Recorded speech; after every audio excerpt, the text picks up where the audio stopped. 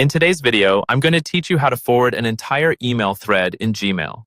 If you've ever found yourself needing to share a lengthy email conversation, you know it can be a bit tricky to get all messages in the thread in one go, especially if you've missed a step in the process. So let's dive right in and make sure you get it right the first time. First, start by opening up your preferred web browser and navigating to www.gmail.com. Make sure you're logged into your Gmail account. Once you've logged in, you'll find yourself on the main Gmail dashboard. From here, identify the email thread you wish to forward. If you're unsure of which email contains the full thread, it's useful to browse through the sender or subject line. Gmail organizes emails by conversation, making it easier for you to spot multiple messages in one thread. Click on the email thread to open it. Once opened, you'll see the entire conversation displayed in chronological order, with the most recent message often appearing at the top. Scroll through to review the thread and ensure it includes all messages you intend to forward.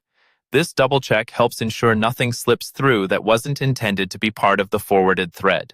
Next, look for the three dots or the More option, which you can usually find at the upper right part of the email interface. Clicking on this will give you a drop-down menu with several options. Look for and select the Forward All option from the list. This feature allows you to send the entire email chain to someone else without needing to click through and forward each one individually.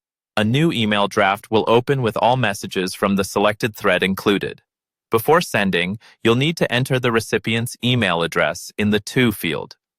It's usually a good idea to add a small note at the top of this draft to give the recipient some context about why you're forwarding these emails.